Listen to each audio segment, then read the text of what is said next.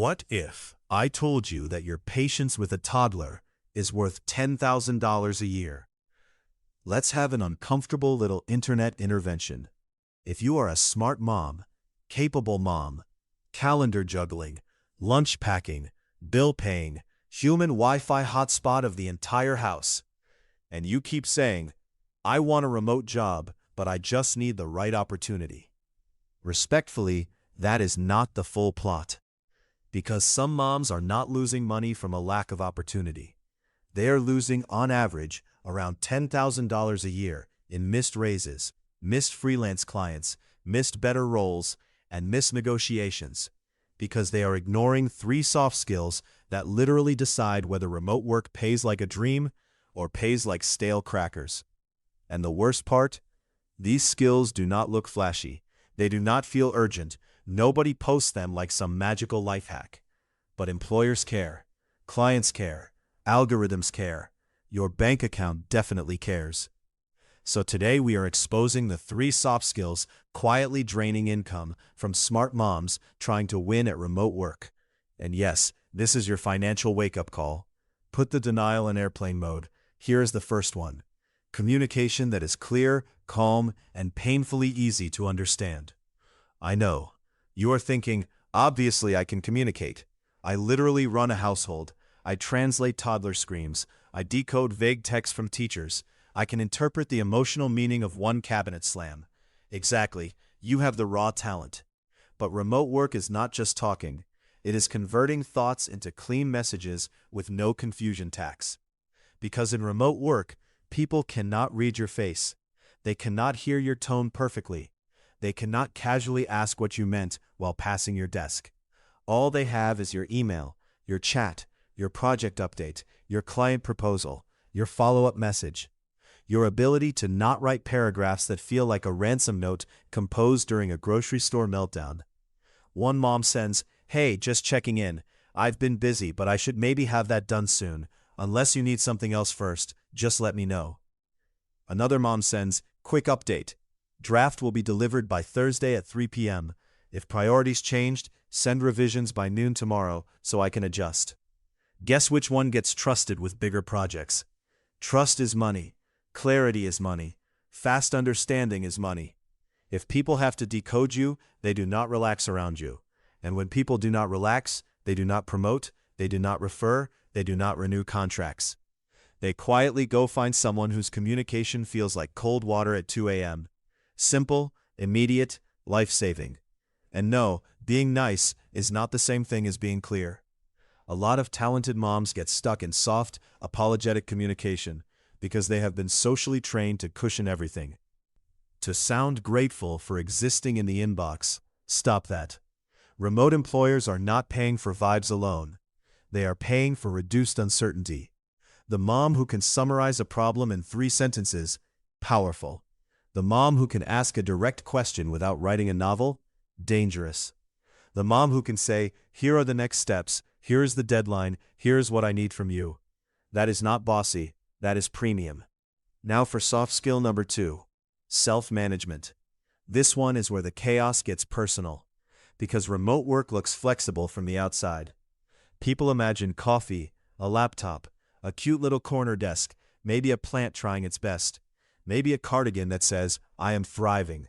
Meanwhile, reality is, the dog is barking, someone cannot find a shoe, your phone has 17 notifications, you open the laptop to send one file and somehow ended up researching whether mushrooms can feel fear.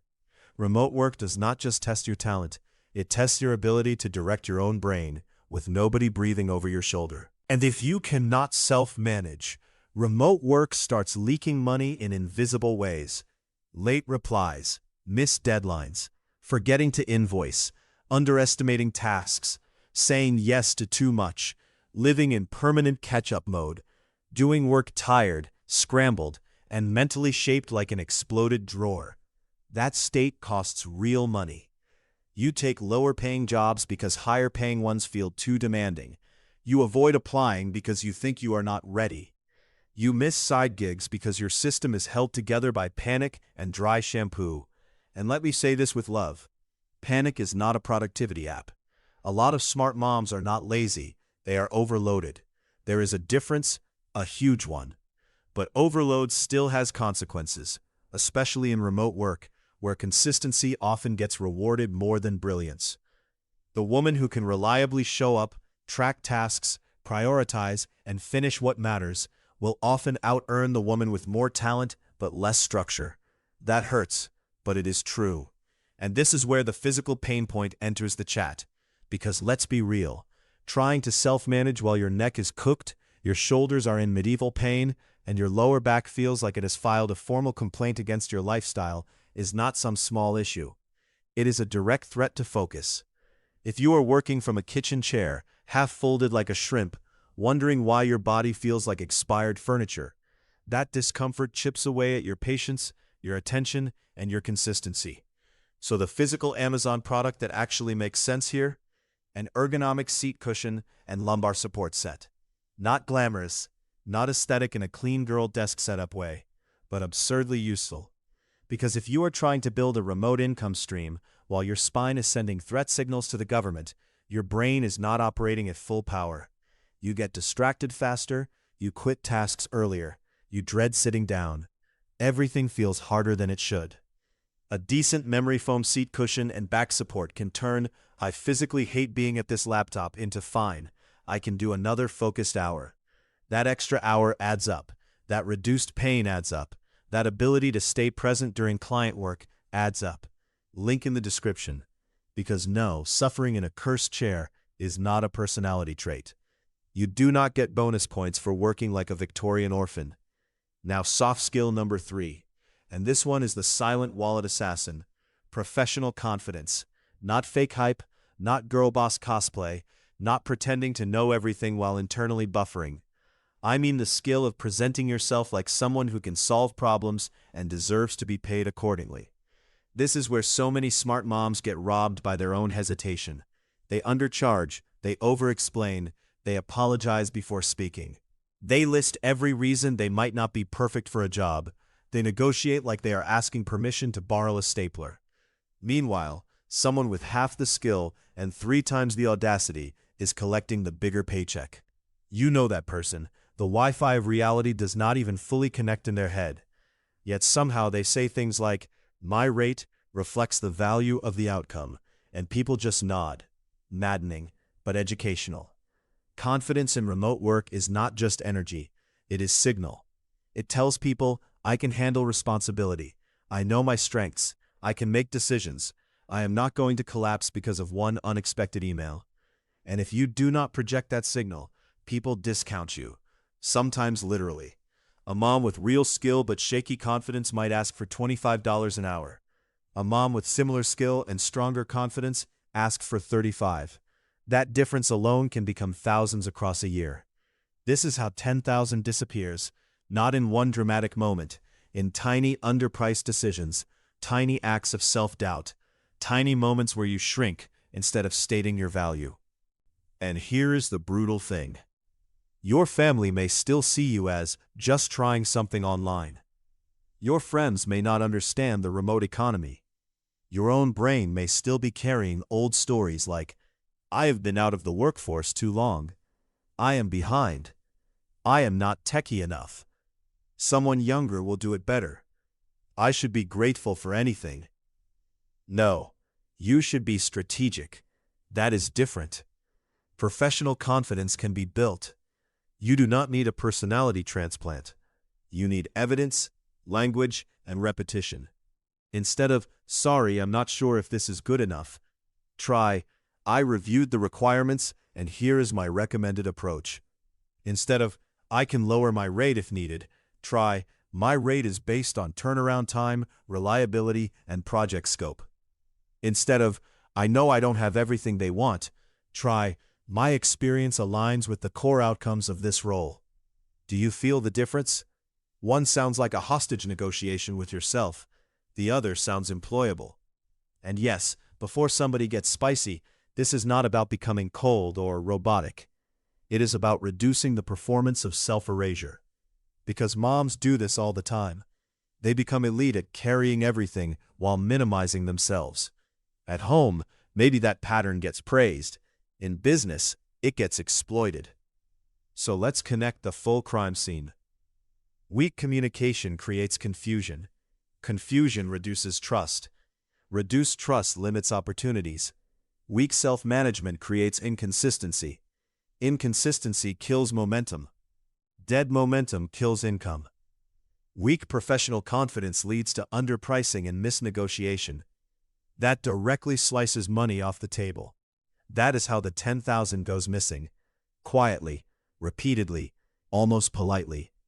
And if you're sitting there thinking, well, great, now I feel attacked by facts. Good, facts are useful. Because this is fixable. You do not need a new identity. You need a new system. For communication, start making every message cleaner. Lead with the point. Use deadlines. Ask direct questions. Stop burying the actual message under 5 layers of niceness frosting. For self-management, stop relying on mood. Use a daily task list with only top priorities.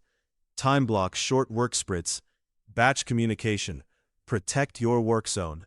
And please, for the love of your vertebrae, stop treating a painful chair like an acceptable long-term business partner. Grab that ergonomic seat cushion and lumbar support in the description. Your back has been filing complaints in silence, and your focus is paying the price. For professional confidence, script your language. Seriously, do not freestyle your self-worth when money is involved. Write your rate statement. Write your proposal opener. Write your response to negotiation. Practice saying it until it stops sounding illegal. Remote work is not a fantasy land where the best worker automatically wins. It is a signal game, a trust game, a consistency game, a positioning game. And smart moms, you already have more transferable skill than you think. You negotiate every day. You plan every day. You solve mini crises every day. You manage personalities every day. You adapt every day. The issue is not that you have no value. The issue is that remote work rewards the people who can package that value clearly, deliver it consistently, and price it without flinching. That is the upgrade. Not more hustle. Not more random online courses you never finish. Not another month of saying, I'll apply when things calm down, as if life is about to suddenly become a peaceful Scandinavian documentary. It is not. So do it now. Audit your communication. Fix your workflow. Support your body so your brain can actually function. Build the language of confidence before your next application, client pitch, or pay conversation. Because losing $10,000 a year is not always loud. Sometimes it looks like being qualified but vague. Talented but disorganized. Capable but apologetic. And we are done romanticizing that. You are not just a mom trying to work from home. You are a potential high-value remote professional. Act like it. Structure like it. Speak like it. Charge like it. And maybe, just maybe, sit like it too. With an actual ergonomic cushion instead of whatever medieval torture pancake your chair currently has going on. Link is in the description. Your spine deserves rights, and your income deserves better soft skills. That is the wake-up call. This material is for educational and strategic purposes only. It does not constitute financial or medical advice. Consult qualified professionals before altering your structural routines or financial planning.